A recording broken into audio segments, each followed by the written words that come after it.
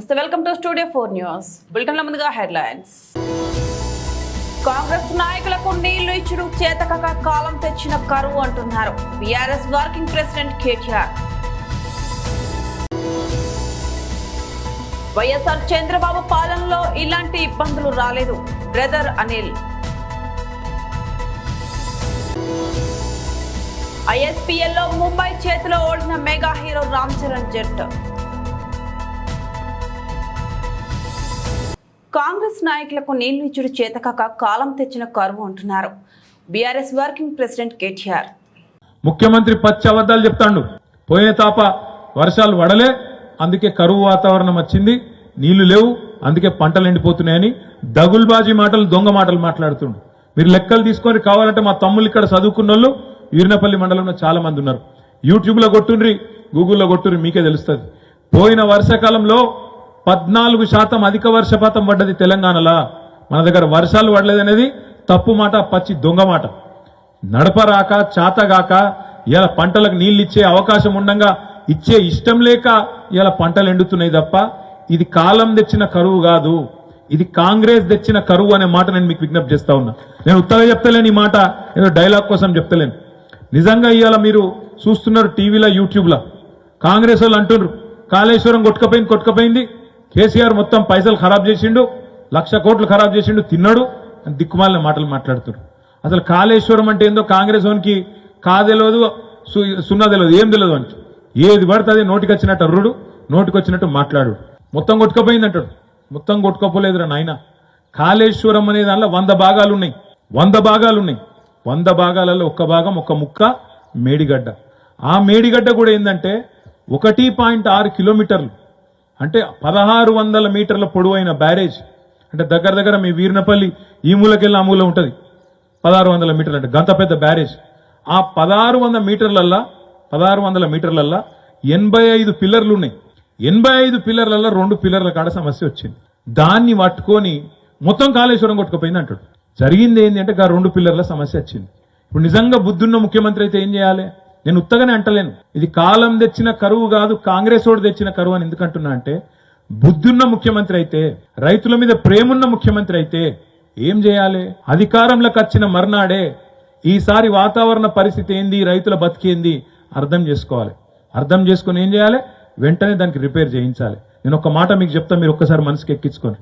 నేను కరీంనగర్ పోయినప్పుడు నాతో ఒక రైతు అన్న, శ్రీనివాస్ రెడ్డి అని, ఆయన అన్నాడు నాతో, అన్న కేసీఆర్ ఉంటే వైఎస్ రాజశేఖర రెడ్డి, చంద్రబాబు నాయుడు పాలనలో రాష్ట్రం క్రైస్తవులకు ఎలాంటి ఇబ్బందులు రాలేదని అంతర్జాతీయ సువార్థికుడు, ఏపీసీసీ అధ్యక్షురాలు వైఎస్ షర్మిల భర్త బ్రదర్ అనిల్ పేర్కొన్నారు. వైఎస్ బిడ్డే కదా అని జగన్ కు అవకాశం ఇస్తే రాష్ట్రంలో క్రైస్తవులు సువార్త సభలు పెట్టుకునే అవకాశం కూడా లేకుండా పోయిందని ఆవేదన వ్యక్తం చేశారు. డాక్టర్ బిఆర్ అంబేద్కర్ కోనసీమ జిల్లా అమలాపురం మండలం ఇందుపల్లిలో నిన్న నిర్వహించిన పాస్టర్ల సదస్సులో ఆయన మాట్లాడుతూ ఈ వ్యాఖ్యలు చేశారు. ఏపీ అంతకంతకు అప్పుల పాలవుతుందని, రేపు పుట్టబోయే బిడ్డలపైన అప్పుల భారం పడే పరిస్థితి నెలకొందని విచారం వ్యక్తం చేశారు. రాష్ట్రంలో శాసనాలను మార్చేస్తూ కొత్త అర్థాలు తీసుకొస్తున్నారని దుయ్యబట్టారు. శత్రువులందరూ నశించిపోవాలని పేర్కొన్న ఆయన, రాష్ట్రంలో ఇలాంటి పరిస్థితి మళ్లా రాకుండా చూసుకోవాల్సిన బాధ్యత అందరిపైన ఉందని అనిల్ పేర్కొన్నారు. ISPలో భాగంగా దానేలోని దాదోజీ కొండదేవ్ స్టేడియంలో మాజీ ముంబై జట్టుతో జరిగిన మ్యాచ్లో ప్రముఖ సినీ హీరో రామ్ చరణ్ కు చెందిన ఫాల్కన్ రైజర్స్ హైదరాబాద్ జట్టు 33 పరుగుల తేడాతో ఓటమి పాలైంది. ఈ ఓటమిపై రామ్ చరణ్ స్పందించారు. 2 జట్ల మైదానంలో హోరాహోరీగా తలపడ్డాయని ప్రశంసించారు. తర్వాతి మ్యాచ్లో బాగా ఆడాలంటూ తన జట్టుకు బెస్ట్ ఆఫ్ లక్ చెప్పాడు. వచ్చే మ్యాచ్కు మరింత బలంగా వస్తామని ధీమా వ్యక్తం చేసిన రామ్ చరణ్ విజయం సాధించిన మాజీ ముంబై జట్టుకు శుభాకాంక్షలు తెలిపారు. ISPLలో హైదరాబాద్ జట్టును రామ్ చరణ్ ఇటీవల కొనుగోలు చేశాడు. ముంబై జట్టుకు అమితాబ్ బచ్చన్, శ్రీనగర్ జట్టుకు అక్షయ్ కుమార్, బెంగళూరు జట్టుకు హృతిక్ రోషన్ యజమానులుగా ఉన్నారు. ప్రతిభావంతులైన యువ క్రికెటర్లను ప్రోత్సహించడమే లక్ష్యంగా ఈ లీగ్ ఏర్పాటైంది. ఇది T20 ఫార్మాట్ లో జరిగే టెన్నిస్ క్రికెట్. ఈ లీగ్ ద్వారా వెలుగు చూసే ప్రతిభావంతులైన ఆటగాళ్లను గుర్తించి వారిని సూపర్ స్టార్లుగా తీర్చిదిద్దుతారు. గత 30 ఏళ్లుగా దళిత బడుగు బలహీన వర్గాల బీసీల మైనార్టీ సంక్షేమం కోసం పోరాటం చేసిన నాకు మద్దతు ఇవ్వాల్సిందిగా బీఎస్పీ తెలంగాణ అధ్యక్షులు ఆర్ఎస్ ప్రవీణ్ కుమార్ గారిని పార్టీ కార్యాలయంలో కలిసి మెదక్ ఎంపీ అభ్యర్థిత్వాన్ని మద్దతు ఇవ్వాల్సిందిగా కోరడం జరిగింది. దీనికి ప్రవీణ్ కుమార్ గారు సానుకూలంగా స్పందించి మద్దతుగా ఉంటానని హామీ ఇవ్వడం జరిగిందని అన్నారు. సానుకూలంగా స్పందించి మద్దతు ఇచ్చినందుకు వారికి హృదయపూర్వక ధన్యవాదాలు తెలియజేశారు.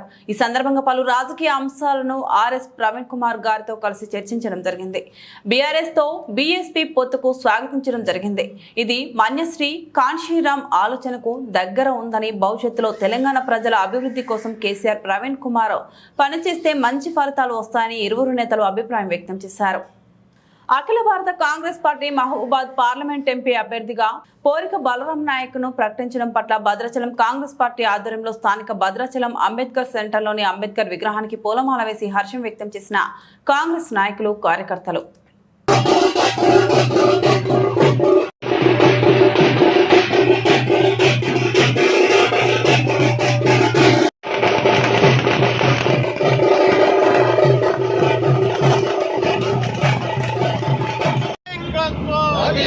రేవంత్ రెడ్డి గారి నాయకత్వం, మల్లుబట్టి గారి నాయకత్వం, పదం వీరయ్య గారి నాయకత్వం. జై కాంగ్రెస్, జై కాంగ్రెస్. బలరాం నాయక్ గారి నాయకత్వం, బలరాం నాయక్ గారి నాయకత్వం. జై కాంగ్రెస్, జై కాంగ్రెస్, జై కాంగ్రెస్, జై కాంగ్రెస్, జై కాంగ్రెస్, జై కాంగ్రెస్, జై కాంగ్రెస్, జై కాంగ్రెస్, జై కాంగ్రెస్, జై కాంగ్రెస్, జై కాంగ్రెస్, జై కాంగ్రెస్.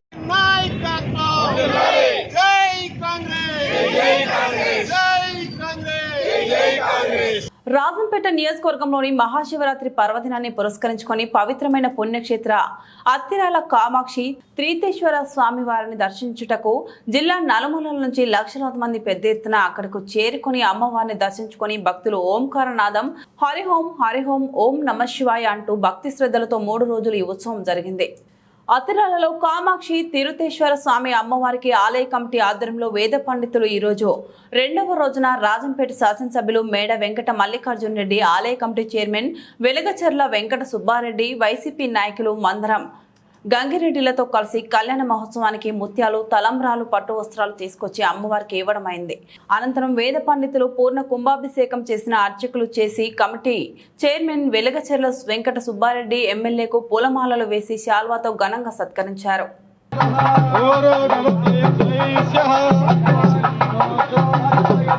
చంద్రమా మనసో జాతః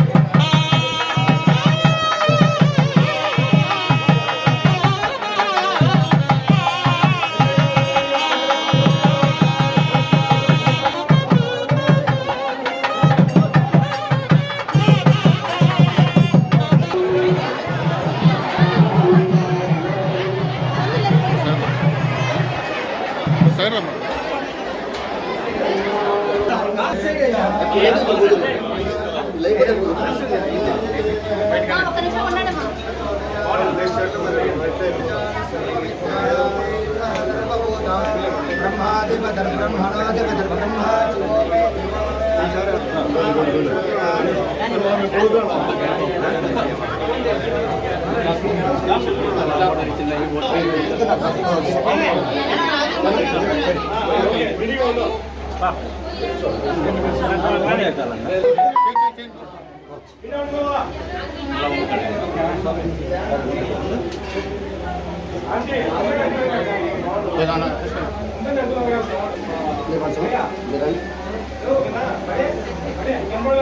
ఉప్పల్ నల్ల చెరువు నాచురం పెద్ద చెరువుల మురుగునీటి శుద్ధి ప్లాంట్లను ఉప్పల్లోని ప్రారంభించిన సీఎం యనమల రేవంత్ రెడ్డి ఈ ప్రారంభోత్సవంలో పాల్గొన్న మంత్రి Sridhar Babu, GHMC mayor Gadwal Vijayalakshmi, Uppal MLA Bandari Lakshmireddy, Uppal Congress contested MLA Mandamala Parameshwarreddy, కార్పొరేటర్లు, సంబంధిత అధికారులు.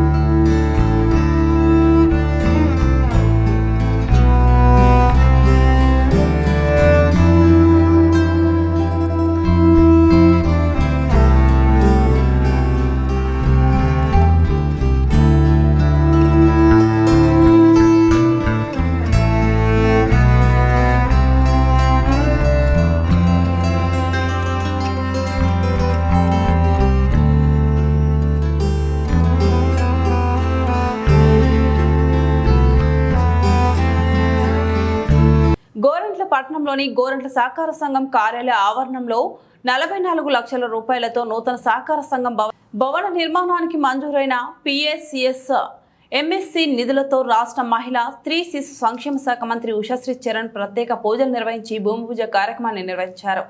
ఈ సందర్భంగా గత కొన్నేళ్లుగా శిలావస్థకు చేరుకొని సిబ్బంది రైతులు ఇబ్బంది పడుతున్న తరుణంలో పిఎస్సిఎస్ మరియు ఎంఎస్సి గ్రాంట్ క్రింద నిధులు విడుదల కావడంతో మంత్రి చేతుల మీదుగా సహకార సంఘం అధ్యక్షులు సీఈఓలు భూమి పూజ కార్యక్రమాన్ని నిర్వహించారు. నాణ్యతగా త్వరితగతిన భవన నిర్మాణం చేపట్టి సిబ్బందికి రైతులకు వాడుకలోకి తీసుకొచ్చి మంచి సేవలు అందించాలని మంత్రి కోరారు. మంత్రి ఉషశ్రీ చరణ్ దంపతులకు బస్టాండ్ సర్కిల్ నందు major corporation director Ramadevi Shankar ఆధ్వర్యంలో క్రేన్ ద్వారా భారీ గజమాలతో బాణసంచ పేల్చుతూ ఘన స్వాగతం పలికారు. అదేవిధంగా కార్యక్రమం అనంతరం మంత్రి ఉషశ్రీ చరణ్ దంపతులు మేజర్ శంకర్ స్వగృహానికి వెళ్లి మంత్రి చీరసాలను కుటుంబ సభ్యులు బంధువులు అందించి అత్యధిక విజయం సాధించాలని ఆకాంక్షించారు. ఈ కార్యక్రమంలో సహకార సంఘం అధ్యక్షులు శివశంకర్ రెడ్డి, రఘురామిరెడ్డి, బయపారెడ్డి, పాటూరు శంకర్రెడ్డి, అమరప్ప, హనుమంతరెడ్డి, రాజేంద్ర ప్రసాద్, సహకార సంఘం సీఈఓలు జగన్మోహన్ రెడ్డి, సందీప్ కుమార్, అన్వర్ సాహెబ్, శంకర్ చెన్నారెడ్డితో పాటు MPP Pramilamurthy, ZPTC Pale Jayaram Naik, sarpanch Saroja Nage Naik, ZP cooption doctor Basha, మండల cooption Abdul Jabbar Shaik, corporation director Prakruddin, market yard vice chairman Noor Mahamooddin, మండల convener Lakshmi Narasappa, vice MPP Nagabhushan Reddy, సర్పంచ్లు ప్రభాకర్ రావు, అశ్వర్తరెడ్డి, నర్సిరెడ్డి, రామాంజనేయులు, వాసుదేవ నాయక్, శివనంద, ప్రమీల, ముసలిరెడ్డి, ఆది, మాజీ సర్పంచ్ పివి శివారెడ్డి, హరినాథ్ రెడ్డి, బుదిలి శ్రీనివాసరెడ్డి, రామచంద్రారెడ్డి, శంకర్ రెడ్డి, రంగారెడ్డి, తులసి కుమార్, శ్రీనివాసులు, అడవి శంకర్ నారాయణ రెడ్డి, డ్రైవర్య నాగరాజు, ఎంపీటీసీ ఓబుల్ రెడ్డి, ఉప సర్పంచ్ శ్రీనివాసులు, పూలేరు సురేష్ రెడ్డి, బాబావలి, రంగారెడ్డి, నబీర్ రసూల్, లక్ష్మీరెడ్డి, మల్లికార్జున తదితరులు పాల్గొన్నారు. అదేవిధంగా బస్టాండ్ సర్కిల్లోని వాల్మీకి మహర్షి విగ్రహానికి మంత్రి పూలమాల వేశారు.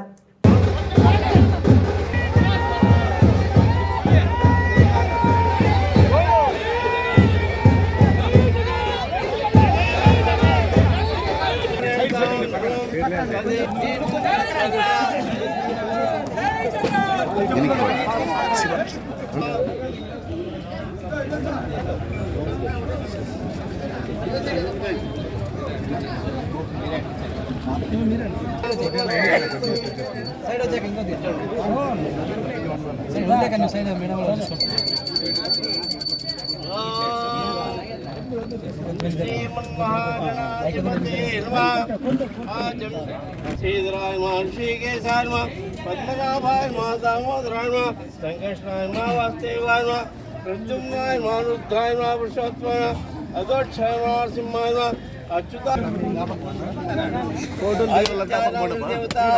సాంబడి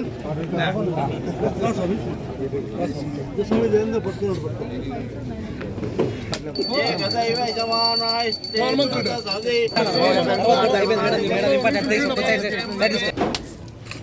శ్రీ భువహర్షి దేవతా కర్మ కర్పూరమంగళ ఆనందనీరాజం దర్శయామి నీరాజనంద్రి ఆచమనే పరిమళపత్ర పుష్పాణి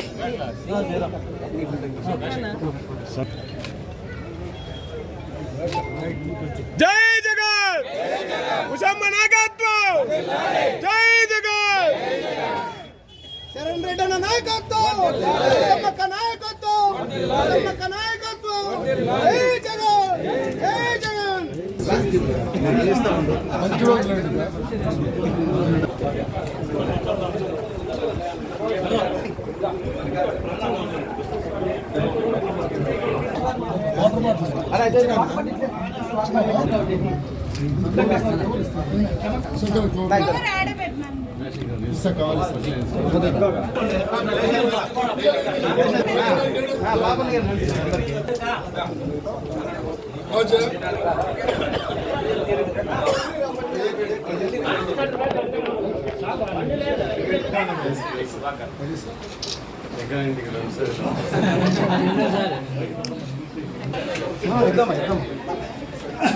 అనంతపురం జిల్లా కళ్యాణదుర్గంలో టీడీపీ యువనేత నారా లోకేష్ శంకరాభావం సభ ఆదివారం సాయంత్రం 3 గంటలకు గరుడపురం రోడ్డులోని రాధాస్వామి ఆశ్రమం సమీపంలో నిర్వహిస్తున్నారు. వేలాదిగా తెలుగుదేశం పార్టీ అభిమానులు కార్యకర్తలు తరలి వస్తుండటంతో అందరికీ తగ్గట్టుగా వసతి సౌకర్యాలు ఏర్పాట్లను టీడీపీ ఎమ్మెల్యే అభ్యర్థి అమిలినేని సురేంద్రబాబు చెప్పారు. శనివారం రాత్రి నుంచి సభ ప్రాంగణ ఏర్పాట్లు సురేంద్రబాబు పర్యవేక్షించారు. నియోజకవర్గంలోని సీనియర్ నాయకులు, మండల కన్వీనర్లు, అభిమానులు కోలాహల మధ్య ఏర్పాట్లు చేస్తున్నారు. నియోజకవర్గంలోని 5 మండలాలు, కళ్యాణదుర్గం మున్సిపాలిటీ కన్వీనర్లంతా ఏకతాటిపై వచ్చి గ్రూప్ తగాదాలు లేకుండా తెలుగుదేశం పార్టీ జెండాను రెపరెపలాడిస్తామని దీక్ష బూనారు. నారా లోకేష్ శంకరాభావం కార్యక్రమానికి జన సమీకరణ చేస్తామని ప్రకటించారు. ఈ సందర్భంగా ఎమ్మెల్యే సురేంద్రబాబు మాట్లాడుతూ 2019లో తెలుగుదేశం పార్టీ ఓడిపోయిన తర్వాత నియోజకవర్గంలో 2 గ్రూపులుగా విడిపోయి కార్యకర్తలందరినీ అయోమయంలో పడేశారని, దీనికి ఎవరిని బాధ్యులుగా చేయడం లేదని, అయితే తనకు ఎమ్మెల్యే టికెట్ కేటాయించిన తర్వాత నాయకులు అందరితో చర్చించిన సమయంలో ఏకతాటిపైన వచ్చి సమన్వయంతో పార్టీకి పూర్వ వైభవాన్ని తెద్దామని నేతలంతా నిర్ణయించినట్టు తెలిపారు. భవిష్యత్తులో తెలుగుదేశం పార్టీ కార్యకర్తలకు అందుబాటులో ఉంటూ నియోజకవర్గ అభివృద్ధికి తన ఛాయశక్తిలా కృషి చేస్తానని సురేంద్రబాబు భరోసా ఇచ్చారు. ఈరోజు కళ్యాణదుర్గంలో మీ ముందు నేను తెలుగుదేశం పార్టీ ఎమ్మెల్యే అభ్యర్థిగా మీ ముందున్నాను. ఈరోజు రేపు నారా లోకేష్ గారి శంకరాభావం సభ ఇక్కడ జరుగుతుంది. శంకరాభావం సభకి ఈరోజు మన నియోజకవర్గం నుంచి 5 మండలాల నుంచి అందరూ ఈరోజు సమావేశం కావడం జరిగింది. అందరూ కన్వీనర్లతో పాటు అన్ని మాజీలు, జెడ్పీటీసీలు, ఎంపీపీలు మరియు సర్పంచులు, మాజీ సర్పంచులు, రకరకాల క్యాడర్ నాయకులు, కార్యకర్తలు, క్లస్టర్ మెంబర్స్ అందరూ కూడా ఈరోజు హాజరు కావడం జరిగింది. వాళ్ళందరూ కూడా ఒకటే చెప్పారు, చాలా రోజుల తర్వాత మేమందరూ ఐక్యంగా సమావేశం అయ్యామని. అది నిజంగా శుభ పరిణామం. ఈరోజు వాళ్ళందరూ వాళ్ళ చెప్పిన దాంతో రేపు నారా లోకేష్ సభ భారీగానే జరిగే అవకాశాలు ఉన్నాయని నేను ఆశిస్తున్నాను.